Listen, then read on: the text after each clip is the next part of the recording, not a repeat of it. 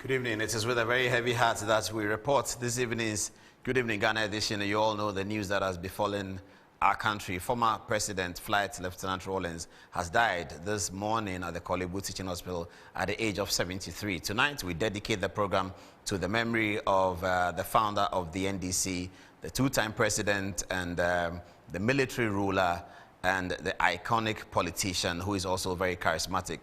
We have a 10-point presentation to discuss the ramifications of JJ's death tonight. And we also have a cultural celebration because we cannot detach ourselves from our culture. So this is a death that we have to report it as a death. We also have poetry by Nana Sase, who has conjured one of his best poems to help us to remember Flight Lieutenant Rawlings tonight. And we send our condolences from all of us here at Metro TV and on this program to the family, to Nana Kunedu Ajiman Rawlings, and to the children, and also to the entire family in the Volta region, and also to the Ghana Armed Forces who have lost one of their former Commander-in-Chief, Flight Lieutenant Rawlings. We continue the program with our friends from the University of Ghana Theatre Arts Department. They'll give us another song in memory of J.J. Rawlings. Stay tuned, a lot more coming up tonight. This is Good Evening Ghana. Thanks for joining us.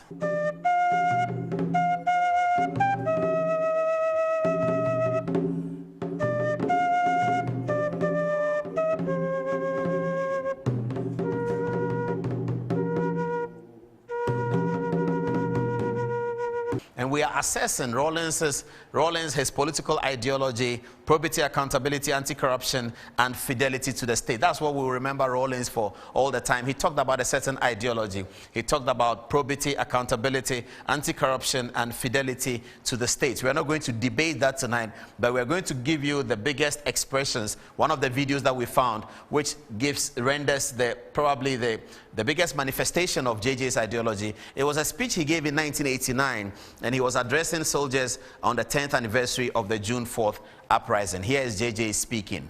June 4th, 1979 was a sad day, a proud day, and a day of challenges and questioning. It was an important day, and we must let it stay that way. It is exactly 10 years since we brought to an end a period that was the lowest point in the history of our young nation. A period in which the reputation of our armed forces also suffered. But from within the very armed forces, we sought to redeem ourselves and also set our country back on a right course. A confrontation that was initiated on the 15th of May 1979 culminated in the victory of June 4th, 1979. A victory that brought a new hope to the nation at large. And therefore, on this 10th anniversary of the events of that day, as we look back, which of its messages do we remember? And which of its lessons have we faithfully applied to the nation's advantage? I said the day was a sad one, and so it was for at least two reasons. First, that men and women had not learned the lessons and dangers of wielding power. They thought they were unconquerable, and therefore they, with cheeky ease and contempt for those they ruled, irresponsibly used power to deny freedom and justice to their fellow countrymen. And also, the day was sad because some had to die, and in other ways suffer, breaking down the instruments of oppression, repression, contempt, and humiliation so as to set you and me free. June 4th, 1979 was a proud day because the spontaneity of the uprising made the Ghanaian rediscover himself for a first-time knowledge that he was not the weakling that he thought he was. Men and women who the day before shivered with fear of powerful people suddenly had the courage to subdue irresponsible power. The day challenged the basis of power, questioned how it was used, and made accountability a foremost principle in national life. The June 4th uprising was not meant only to overthrow corruption, theft, and embezzlement of public funds, and such other crimes. It was a violent reaction to grossly irresponsible use of power that had become evident everywhere.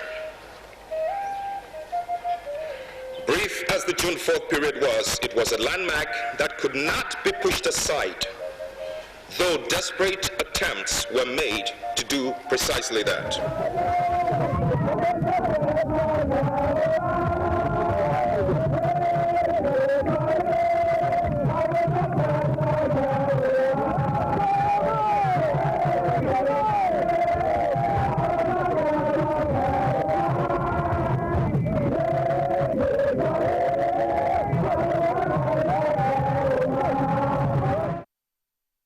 Without you, it would not have been possible. And don't forget, you are the true heroes of this situation. And don't let us down. Don't let the masses down. You understand? Okay, so you heard Flight Lieutenant Rollins there in his elements discussing his ideology. This is the next thing we're analyzing tonight as a result of JJ's demise. And the title of what we're doing is, what is the ramifications of Flight Lieutenant Rollins' demise 3 weeks to an election, a major election in Ghana? So our slide number 2 is this one. Is JJ Rawlins, his biggest support base was the Keda group. And there's no doubt about it. JJ Rawlins' biggest support base was the Keda group. And who is the Keda group? The Keda group is a group of young men and women in which he put his ideology in them. A lot of them were those who spoke about Let the Blood Flow in '79, and people who he instructed and tutored in the fidelity of the state for the ideology, probity, accountability, and development. Rawlins also showed a lot of fidelity to the Republic. Those were the ideologies that he expressed. As I said, tonight we are not judging the ideology. We are not assessing whether he lived up to it or not. That's not our purpose for tonight. We are mourning the great man, so we are selling him to you according to the way he sold himself. So on the biggest group for JJ's support is the Keda group. And guess who is a member of the Keda group? A member of the Keda group is his wife. Nana Konadu Rawlings was an important member of the Keda group. Again, tonight we are going historical. We found another video way back where Nana Konadu and others set up the PNDC brass band. And they're going to show you a performance of the PNDC brass band. After that, there is a beautiful poem by Atukwe Okai. You will see it. It comes now.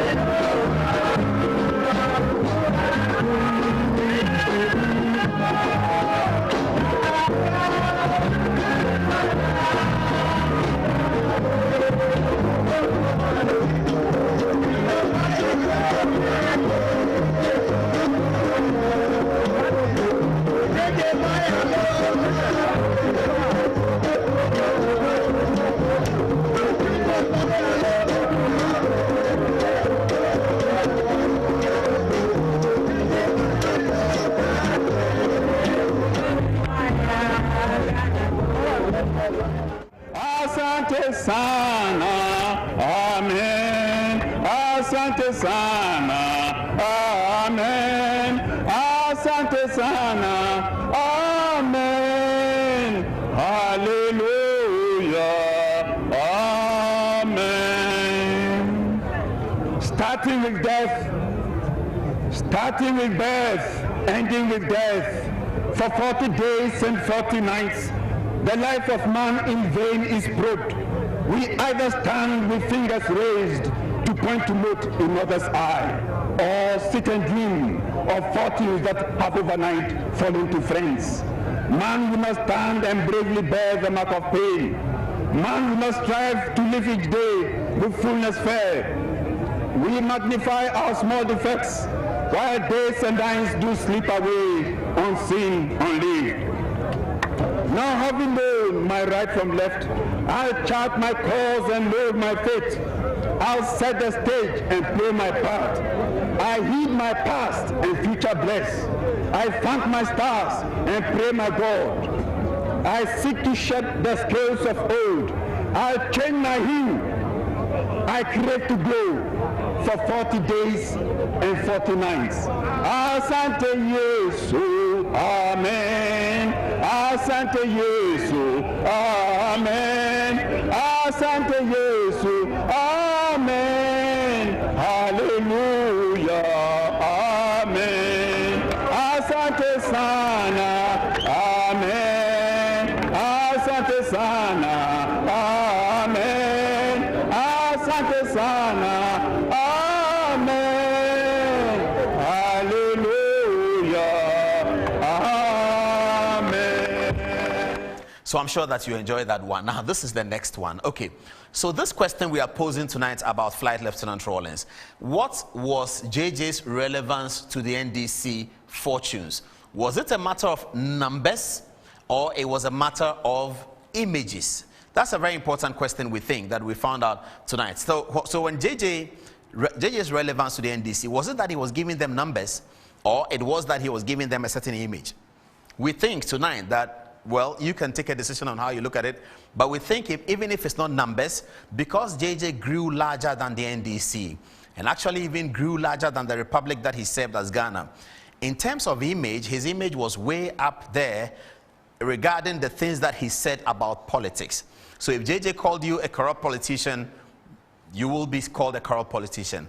If JJ called you a good politician, you will be called a good politician. So in terms of the NDC fortunes, what JJ really added was his image by way of the things that he said. Now that he's no more, will the NDC go to bed and sleep better because no one is going to say they've done X and Y? No one is going to say that. We're going to get into all of that in some detail. But we answer this question to say that JJ's fortunes relevance to the NDC was 40% numbers and 60% of the image. Because his image was larger than life, his image reached out to people, even those who were not Ghanaian and those who were neither NDC or MPP. JJ's image reached out to them. Anytime he made a statement, it was the big political story on all the newspapers. So JJ's relevance was 60% image and 40% numbers. Let's move on. So this is a very important one, and it is relevant also for the election that's coming up in 3 weeks' time.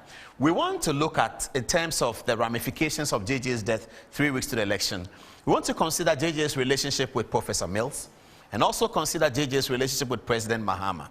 So if you look at JJ's relationship with Professor Mills, you will find that during the campaign that Professor Mills won in 2008, JJ was on the Mills campaign. He was, and we have a documentary coming up that you will see it. JJ was supporting Mills, he campaigned for him, but as Mills became president, the disagreements began. So the disagreements with Professor Mills began after Professor Mills had been sworn in as president, after Flight Lieutenant Rollins had actually backed Professor Mills in the campaign of 2008.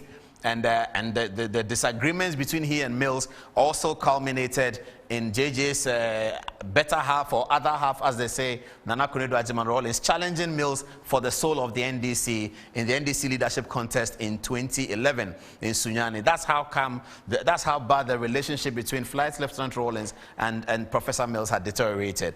With President Mahama, the relationship is somewhat different, because you will find that if you take 2016's campaign, maybe if you look at 2012 when Professor Mills died, JJ didn't say much. President Mahama was sworn in as president in 2013. Since then, JJ had been against President Mahama for most of the period of his presidency, and during the 2016 campaign, he did not support President Mahama. He actually mounted a platform in Cape Coast and said that he was not going to speak, and that he was going to speak after the election. After Akufo-Addo was sworn in, we have seen a further distancing of himself, JJ, from the President Mahama ticket and ambition, and we have seen him even endorsing President Akufo-Addo, the candidate of the opposite party who is now president. We have seen a beautiful relationship grow between President Akufo-Addo and Flight Lieutenant Rawlings since 2016. So that's a difference and we are saying this to sort of look at the ramifications, political ramifications of JJ's demise 3 weeks to the election. So JJ's relationship with Mahama, everyone knows at this stage, even